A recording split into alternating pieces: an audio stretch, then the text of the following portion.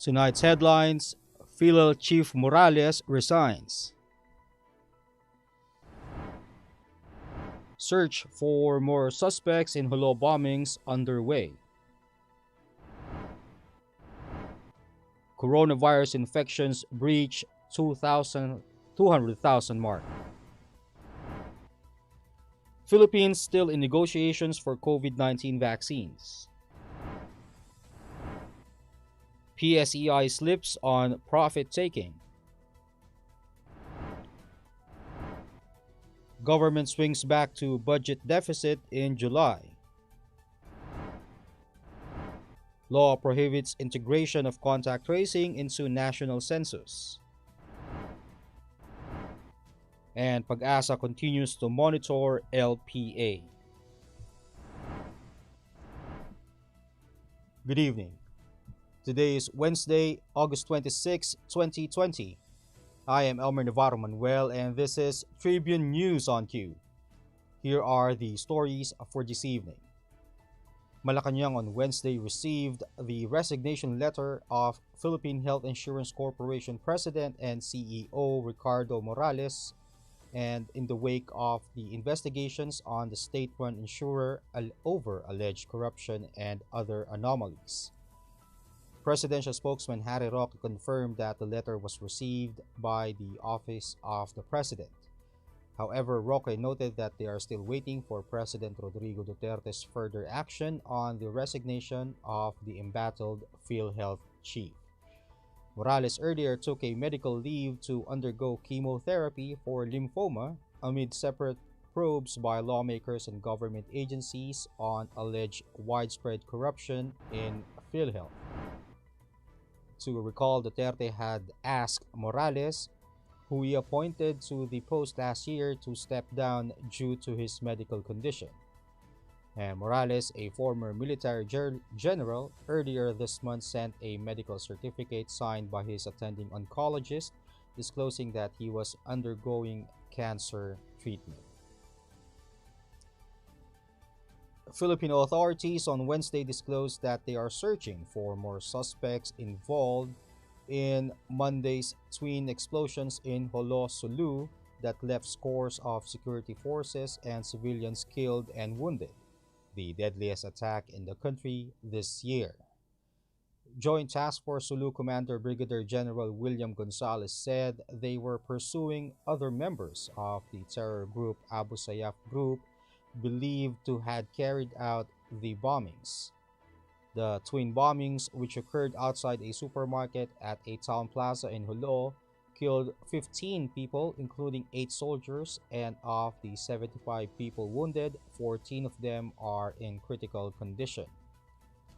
The military official also bared that the female bombers identified as Inda Nay and Nana are both Filipinas.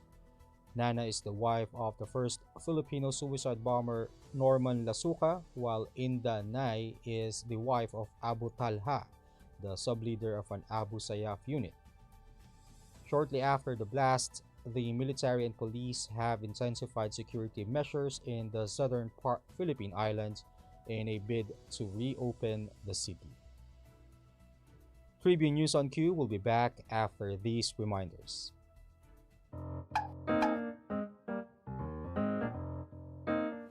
Ang Philippine Offshore Gaming Operators o POGO ay isang legitimate business entity na nagbibigay serbisyo sa offshore gaming para lamang sa mga manlalarong nasa abroad sa pamamagitan ng internet. Ang mga serbisyong handog nito ay katulad ng casino games at sports betting na pwedeng laruin kahit wala sa casino. Sa Pilipinas, walang POGO operators. Tanging POGO service providers lamang dahil nagaganap ang mga laro sa labas ng bansa.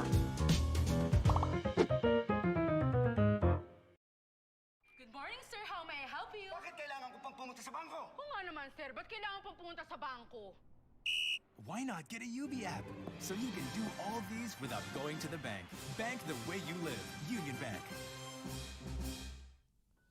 The Department of Health reported 5,277 confirmed coronavirus disease cases on Wednesday to bring the total number of infected to 202,361, breaching the 200,000 mark.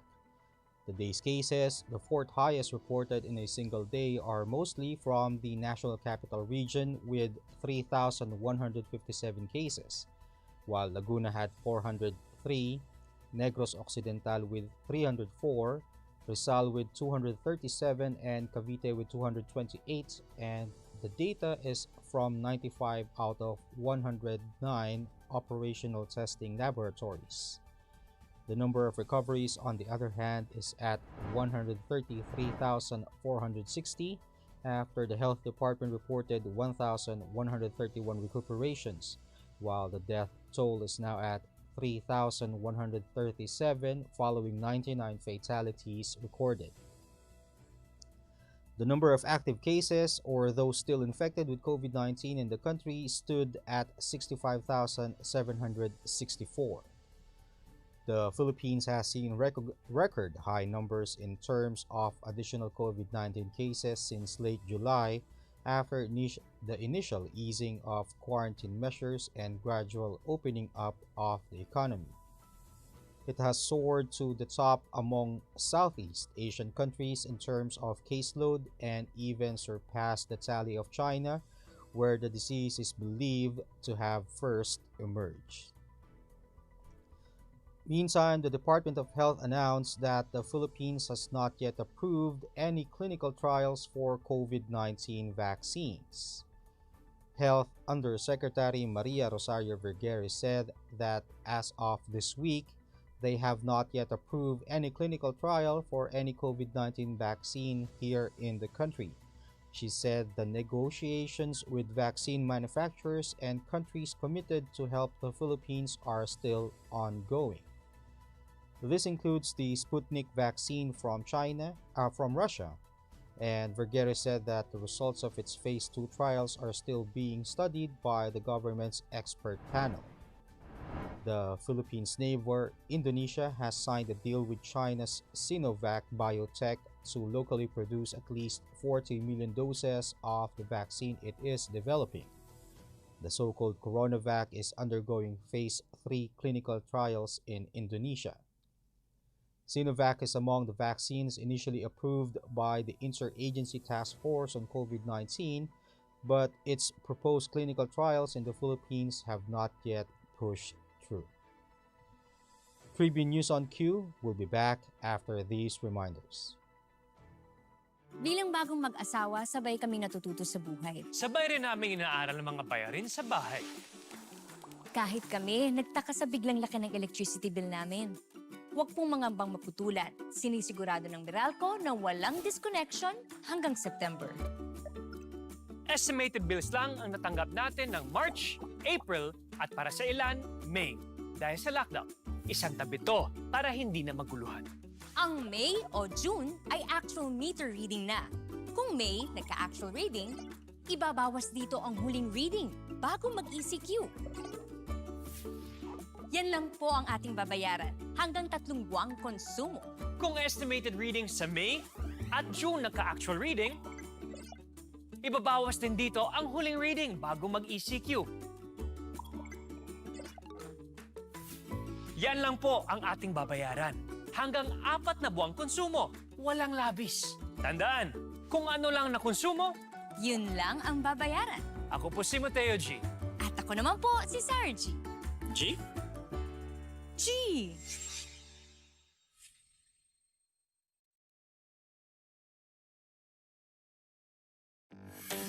Araneta City, home to the country's first indoor shopping mall, the world's original Thrilla, and the first ever Bini Bini pageant. Now a place for your first win, your first catch, your first home, your first big break, your first date, and even your first love. Araneta City, the city of firsts. In business, Philippine shares retreated on Wednesday as investors cashed in gains from previous sessions amid lackluster sentiment due to worries over the COVID-19 pandemic. The benchmark PSEi shed 22.11 points or 0.37% to 5,931.33 at the closing bell, while the broader all shares lost 4.36 points or 0.12% to 3,544.24. PhilStock's financial senior equity analyst Japet Sanchonko said they had tepid trading with investors taking profits, which in turn pulled the local market down, and they still have a downwardly biased market given the uncertainty stemming from the pandemic situation coupled with the weakened economy and its dim outlook. AAA Equities head of research Chris Mangun meantime said that gains in several blue chips failed to lift the whole index and that there is a general lack of confidence from investors. Foreign funds bought 1.921 billion peso shares and sold 2.535 billion pesos for a net selling position of 614.099 million pesos. More than 1.217 billion shares valued at 4.907 billion pesos change hands. Advancers led decliners 101 to 89 and 51 issues were unchanged. In other developments, the Philippine government's fiscal balance reverted to a deficit in July as state spending exceeded revenues during this period. Data released by the Bureau of Treasury showed the national government posted a budget shortfall of 140.2 billion pesos, up to 86.21% from the 75.3 billion peso gap recorded in July 2019. Last month's budget gap is a reversal from June's 1.8 billion surplus. For January to July, the fiscal position stood at a deficit of 700.6 billion pesos, 494.03% higher than the 117.9 billion peso budget gap posted in the same period last year.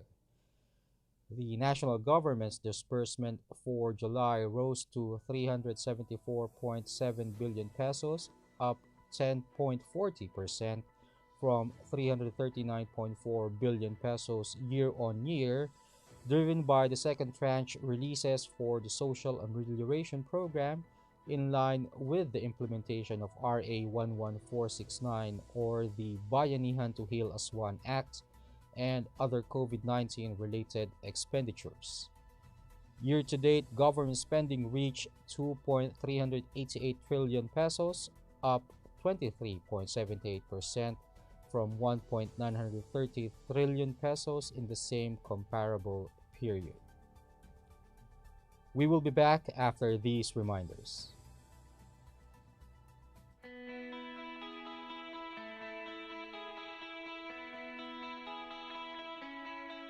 In the days ahead, we need to lean on the values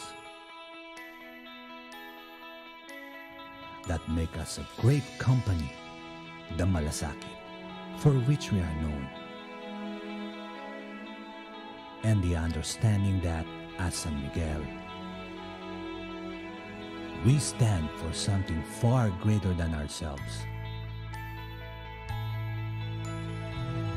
that we have responsibility to extend a hand to those who most need it. It is our sense of duty and obligation, pagkakaisa and malasakit, that will see us through these difficult times.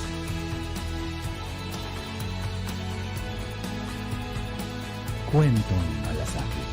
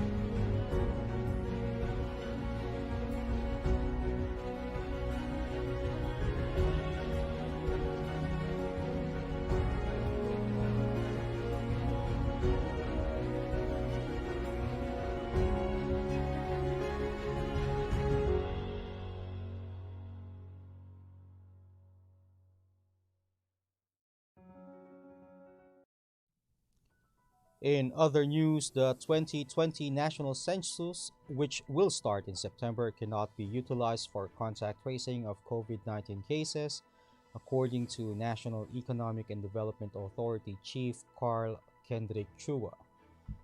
Chua said that the census was rescheduled from May to September because of the enhanced community quarantine. He assured that coordination with the local government units are already ongoing. Chua also noted that the Philippine Statistics Act is very clear of the confidentiality of the data at the individual level, so the purpose of all Philippine Statistics Authority statistics is for general statistical purposes. He added that by law, they cannot have a targeting at the individual level, and that is the reason why the targeting is done separately under a different program called the Listahanan of the Department of Social Welfare and Development. Under the Bayanihan 2 bill, now up for President Rodrigo Duterte's signature, 5 billion pesos has been earmarked for the hiring of contact tracers in the country. The Department of the Interior and local government will be in charge of the said budget. And State Weather Bureau PAGASA said that the low pressure area was estimated at 960 kilometers east-northeast of Guyana, Eastern Samar, as it continues to monitor its movements.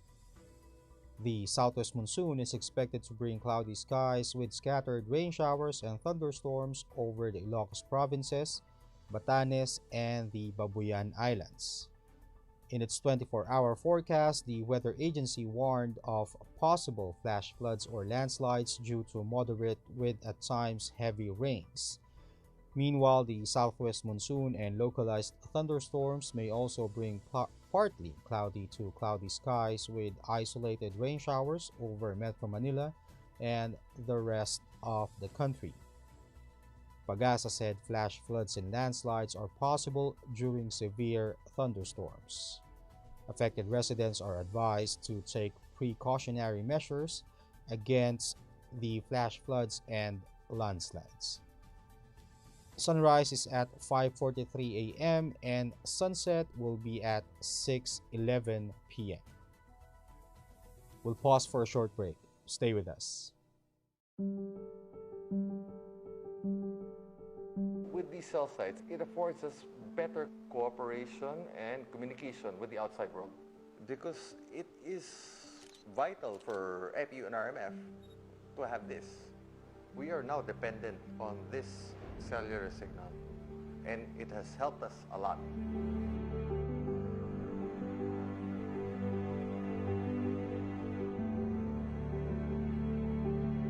Connectivity is not a problem because we allowed these cell sites to prevail and to be on our roof deck and our helipad.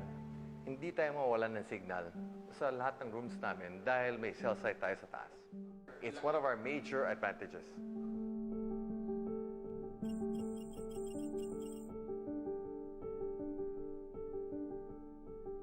I think that's the greatest decision that I was a part of because if not, we would probably be in a worse case right now. I'm thankful that we allowed these cell sites to be installed. I'd like to think and hope that all hospitals have that. We have not had any case of cancer regarding cell sites. As a matter of fact, we employ many cell sites and many boosters inside the hospital. For us, it has saved lives. I think with this new normal, we have realized that we are more dependent on this technology. Cell sites, if not connectivity, are a must.